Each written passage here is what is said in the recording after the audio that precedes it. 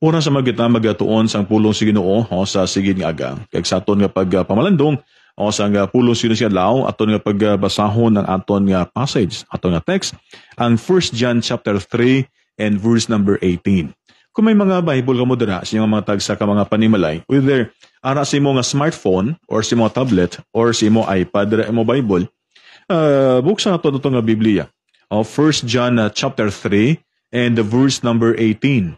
Sa ito nga pagpamalandong sang pulong sa Ginoo sa sigid nga aga. Ang pulong sa Ginoo siling, "My little children, let us not love in word, neither in tongue, but in deed and in truth." Kabay pang Ginoo magpakamay sang pulong, nga aton nga pagpamalandungan sa sigid adlaw, magapangamuyot na. O Diyos, salamat sa isa naman kadagong oportunidad before matapos ang semana nga makapamalandong kami sa pulong nimo. O Diyos, ikaw gid magapingaba sa among karon. Patawara kami sa paglapas sa Ginoo. And lead the Holy Spirit, Father God, to convince us and convict us as we meditate upon your word. It's our prayer in Jesus' name. Amen. Kahapon, nagpamalandong kita sa pulong sa Ginoo, kagaton naging lantaw kahapon, ang isa ka nami nga kamaturan sa pagtulog naton sa pinakatahom nga parts sa kabuhi that every day is precious in the sight of God. Adlaw-adlaw ya malahalo na para sa Ginoo.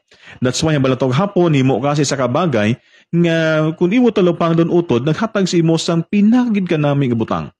Ano ang paghimo nimo sa bahin? Ano ang isa ka butang we naton nimo that thinking that amo na ang mingin last day naton. Kung nabalaan naton sa aton matapos aton kabuhi sa kalibutan, maybe mahambalbi ang doktor mo okay may anak ka na 3 ka bulan na bilin. Per se. Then tandanan nga imo namo, tanan nimo nga mga nami nga maayo nga mahimo nimo, tanan nga butang nga nagusto nimo. But then remember that every day is precious. Ining adlaw aton tun-an. I-continuation of our study o sang pulong sa Ginoo sa semana, kag aton tun-an sing adlaw, real love is more than words. It's action. Di ba naman okay, palangka ka namon, palangka ko ikaw. Pero ang nga itong hambal sa pagpalangga, hasta lang sa pulong, hasta lang sa tinaga. Hindi na ito makitaan sa aton na ginhimo. That's why hindi na batyagan. Hindi na batyagan pag siling, okay, palangga na ako ni imo nga organisasyon, palangga na ako ni imo simbahan, palangga na mga panimalay. Pero hasta lang sa pulong. But listen, ano ginambas ang pulong sa ibasa ito kagina? Real love is more than words. It's action. Kaya nag-remind si mo, nag-remind sa ako ng pulong sa Ginoo na nagsilidri sa 1 John chapter 3 and verse 18, "My little children, let us not love in word." Hindi maghigugmahan ta sa pulong lang. Neither in tongue, but in deed and in truth. Kundi sa aton nga ginahimo, kag saang kamatuuran utod kag ginigugma. Amoy ni ang isa ka butang nga kung kaisa na dula sa tatag sa aton. Kag siling gani isa ka version sa Bible, let us not love merely in theory or in speech, but in deed and in truth, in practice and in sincerity. Inabla makita ang kipambal mo nga palangga mo sa ginimo mo gid. Ginpakita mo gid. In practice. Hindi nga hambal ka, Lord, I love you, pero hasta lang sa pulong Wala na ito kitaan sa ito mga practices sa tutol, gapalangga ka sa Ginoo. Gapalangga kasi mo pamilya. Gapalangga kasi mo komunidad. And some people think of love as a wonderful feeling. Isa lang ka namin nga blatsagon. And the sensation of excitement or gushy emotions. Nga nabatsagan niya, and make us feel warm and fuzzy all over. Nga abi naton amo na ang love. Amo ni ang love because na-feel gid na po nabatsagan ko gid. Hindi lang dira nabatsagan mo. Kundi ginhimo mo gid, practice mo gid. Ginpakita mo gid yang love mo siya. While love certainly has its wonderful feelings and powerful emotions, it's so much more than that. Hindi lang dira naguntat ang love. Nga kisa magaling naton Lord, I love you, Lord, with matching nga luha sa imong mga mata. And then after 1 hour, after 1 day, after 1 week, after 1 month, sa nadula na ang pagpakita mo sa gugma mo sa Ginoo, hindi mo sila. Because real love has little to do with gooey emotions and goosebumps. It has everything to do with the choices we make. Nga ito ginahimo adlaw-adlaw. About the way we treat people. Dira makita ang real love. Palangga mo siya, palangga mo simbahan mo, palangga mo pamilya mo, palangga mo sa pastor mo, palangga mo ang imong church leader. Then ano ginimo mo? Di ba? Ano nga itong ginimo nga makita nimo nga palangga nga makita sa tao nga palangga nimo siya? And yet you say, I love you, Lord. And we love to sing that song, I love you, Lord. But deep inside in our hearts, wala mo nakita ang gugma mo sa Ginoo. Why? Wala makagabasa sa Bible. Why kagapangamuyo? Tamaran man ka maghatag sa imong tion sa Ginoo. And yet, you love to sing that song, I love you, Lord. Same with us. Sa ato tanan nga mga panmanimalay, sa tatay sa ato siya, palangga ko ni si tatay. Puti nga, nga daw iso pa kay tatay mo. Palangga na ako ni ako nga ginikana, palangga ko si mama, palangga ko ako nga nanay, ako nga, pero nga ginipabahian mo siya. Nga wala kang katipan siya. Nga ako magayo si mo sang support do, kaakig pa ni mo nga, ako na naman. But he said, I love my mother, I love my father. Pero wala ka gana magsuportar sila. Is that love? I think no. Because love is more than emotions. Love is more than feelings. Love is action. And everything we do with the choices we make about the way we treat people. Real love is not theory. Real love is not only talking. Hindi lang nakamalamba lang. It is action. Ipakita utod ang iyong pagkigugma sa Ginoo. Ipakita utod ang iyong pagkigugma sa iyong pamilya. Katutuod ka nga palangga mo siya. It is a decision concerning the way we behave in our relationship with other people. And that is love. Di ka mo sa aton nga pagpakita na sa imo kaingod. Sa imo tupad balay. Ang imo gugma sa imo sigapareho sa mga trasika driver. Kabalo nagrabing sikat niya. Manong pilang plite. Ay, pwede nung ayo lang nung. Hanggang kung mag-ayaw ka daw, di nasa kasarang. Sige, libre lang yung mga plite. O, di ba? Kamusta ito papakita sa gugma naton? Sining mga less fortunate nga mga tao? Is that love? Di nang gugma tira. Abyan kay ni gugma. Isa ni kadami nga bahin to remind sa tanan that real love is not theory or talk, it's action. It is a decision concerning the way we behave in our relationship with other people. Real love, ang tutuod nga pagigugma, nagasugata sa kinanglanon even when sacrifice is required in order to do so. Amo niyang gugma ya. Ang tutuod nga pagigugma abyan, kung naghanlan sa sacrifice, then you need to sacrifice. Sacrifice your time, sacrifice your effort, sacrifice your finances. Because you love. Palangga mo man ayhan pamilya mo.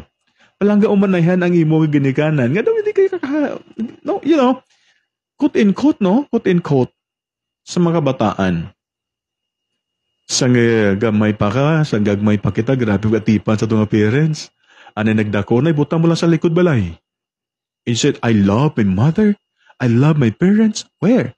Where's love? Di ba? Utod, kung tutuod mo palangga ang imo nga parents, show them that you love them. Pagis ano, buligi sila.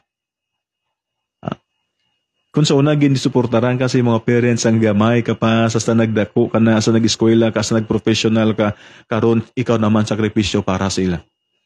If need sacrifice, If sacrifice is required in order to do so, do it. We need to practice love. Even sa Ginoo, di ba? Sa aton pag-alagad sa Ginoo, kailangan natin sacrifice, then sacrifice tas paglagad sa Ginoo. Sacrifice our time, our talent, our treasure for God. Kung kaysa maguloban sila gani ang oras ang aton nga worship services na naman ni kalawig man nga panibawan ni man. O di ba lang? Pirmi lang may prayer meeting, pirmi lang may cottage, hindi na pwede ka-absent how? Oh. But then you said, I love God. If you love God, then give your time, your talent, your everything to God. Duty lang ang sakripisyo ginhatag nimo sa Ginoo, ginhatag sa Ginoo. Sang sa gabi nga sakripisyo ginhatag sa Ginoo sa imo kag sa akon, because He gave His only begotten Son and died at the cross. He shed His blood at the cross for me and for you. And that is sacrifice. The total sacrifice, agud ako kag ikaw, makaangkon sa kaluwasan, and that is love. I am amazed. Kung nahuna kita bala, how about often we know the right thing to do? Kabalutas ang maayo nga butang nga paghimuon naton, but never get around to doing it. Tiyan lang ko na kung kaisa. Malunin mo na ang insakto na butang himuon nimo, but we never get around doing it. Wala nato nahimo ang inangabahin. Abyan, the Apostle James said, kung ikaw nakabati sang pulong sa Ginoo, if we hear the word of God and don't do it, we deceive ourselves with reasoning that does not agree with the truth. James chapter 1, verse 22 and 23. Kaya kung hambal nato sa hulingon, kabalo ka sa kamaturan, kabalo ka niyang tsakto, pero wala niyo mo ginhimo, James said, we deceive ourselves. Gindayaan nato ko gulingon sa singabahin. In other words, we know what is right. Kabalo ka kano insakto, but we make an excuse for ourselves. Damo ta sang rason. Damo ta sang ihatag nato nga reason, and we find the reason to accept ourselves from doing what we tell others they ought to do. But utod ganing ugma, if we really want to walk in love, we will do what is right. Kung tutuod gid bila utod, katutuod gid nga gusto mo magsunod, kagimuon, o magkabuhi kas pagigugma, walk in love, magkabuhi sa pagigugma, we will do what is right. Himo ano insangto. Himo kano ang maayo. Kag amo na pinakanaming butang. Ang pamangkot sa aton sa semana before we close our message, sining nga semana mo ni, would you make a commitment before God and sincerely in your heart to do at least one thing for somebody else every day? Will you? Ako ayhan, mahimo man ako ni, ini nga commitment.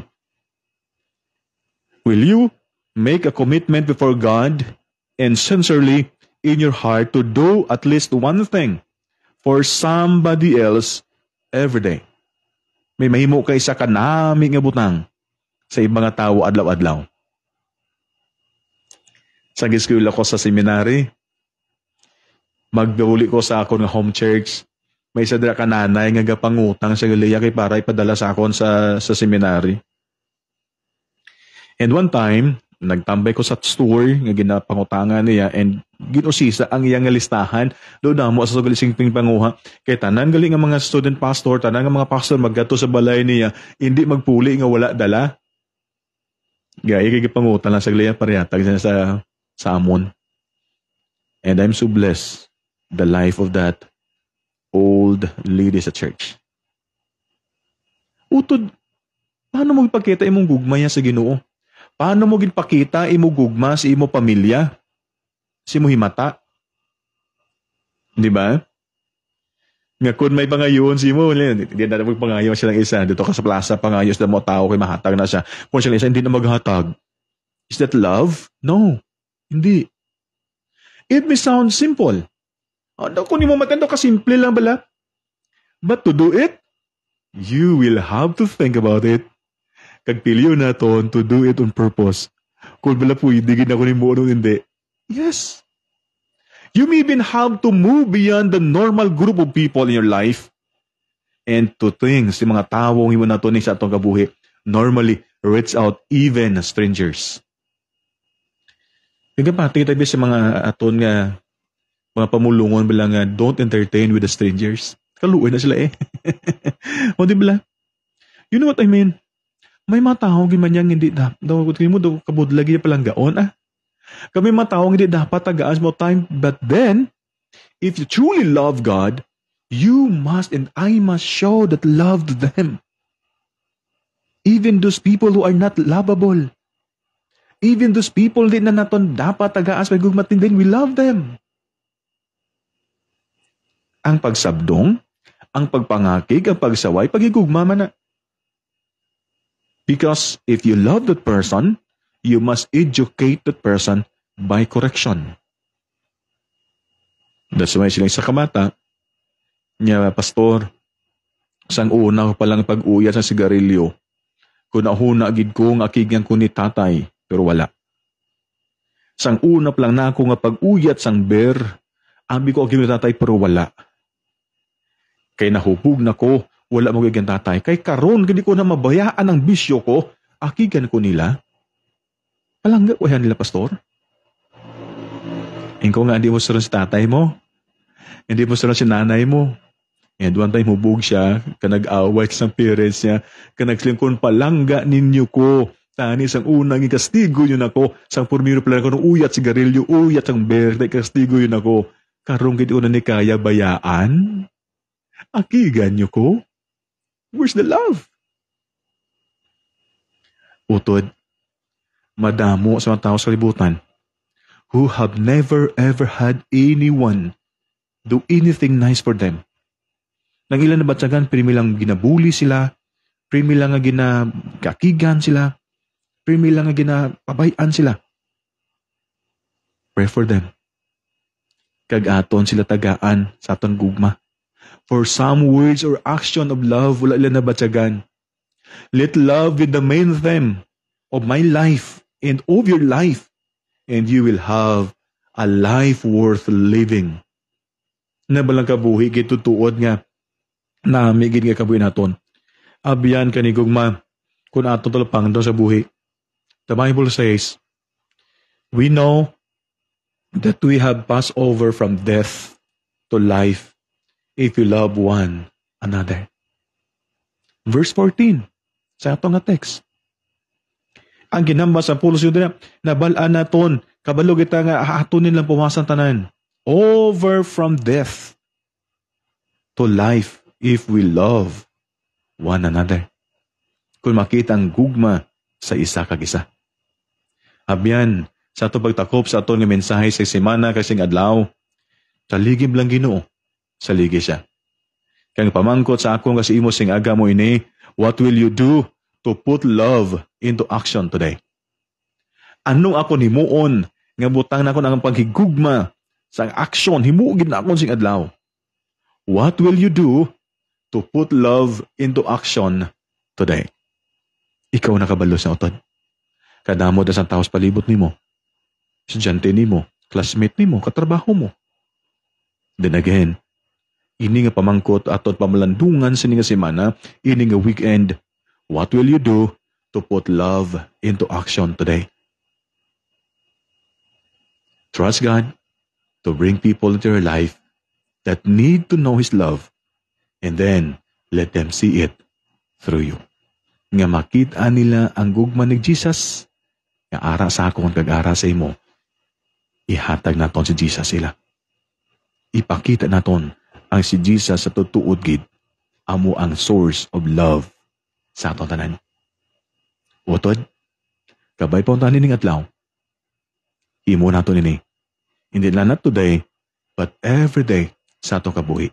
What will you do to put love into action today? Kabay pang Ginoo magpakamas tanan sa adlaw. Happy weekend everyone. And update sa Domingo. Ang live nga worship service sa Kaliling Baptist Church kag subuman sa Talunes, God's willing. Padayon tayo magpapalad na sa atong programa Morning Greetings and Devotion upod ang Kaliling Baptist Church, Lifeword Broadcast Ministry and Spin Media Network. Silwat madamo salamat sa imo pagpaygo po sa aton nga pagtuon sa pulos itong halin pa sa Lunes tutob karon. Kabay pang ginugid magapakamay sa tanan. Sa sinigid nga adlaw, magapamuyo ita. Ginoo, salamat sa mong pulong nga nagapanomdom sa amon. Kapalamig no tama lang ni kasimple nga pulong nimo. Simple lang na po sa amon matian. But pang budlay ni namo ginihimuon. Budlay namo ni practice. Ang tutuot nga pagpahayag sa amon gugma, sa amon parents, sa amon mga utod, sa amon pamilya, sa amon sosyedad, sa amon katrabaho. Even, Father God, sa mga tao nga nagapadayon silang mga tatagsa ka mga trabaho. O Diyos, budlay pakita ang gugma. But dear Father, I pray, kaabon Ginoo matagaan sa pagtamod, anong amon himuon, may butang namon ang gugma in action today. Kaway Ginoo, ipakita namon ini, so that other people, makita nila si Jesus sa among kabuhi, and iladayawon si Jesus, hindi kami. Lord, help us. Nga magpabilin Ginoo ang kamatuoran. Nga si Jesus Christ ang makitaan sa amon, kag madayaw, sa amon tatatag sa kamakabuhi o Diyos. Kinangpo namon ini. Kinapangahin namon Ginoo sa imo, ang pagbulig nimo sa amon mga utod kay Phil, sa iya nga ongoing Ginoong heart operation. Lord, I pray, gamitan ng mga doctors, mga nurses, ilang na lang financially, living no. I pray, Father God, ikaw Ginoo, mag-upod Ginoo sila. Kaya sa tanan-tanan Ginoo sa mo siya adlaw. Tanan namon nga mga viewers, tanan mga listeners, tanan mga followers sa broadcast, ikaw magpakamayo o Diyos. Yan po namon tanan kay Kristo Jesus. Amen. Madamog Diyos sa madabihan, si mo pagpigpo sa aton siya adlaw, and kabay pang ang ginugid ang magapakamay sa aton sa sinigid nga aga.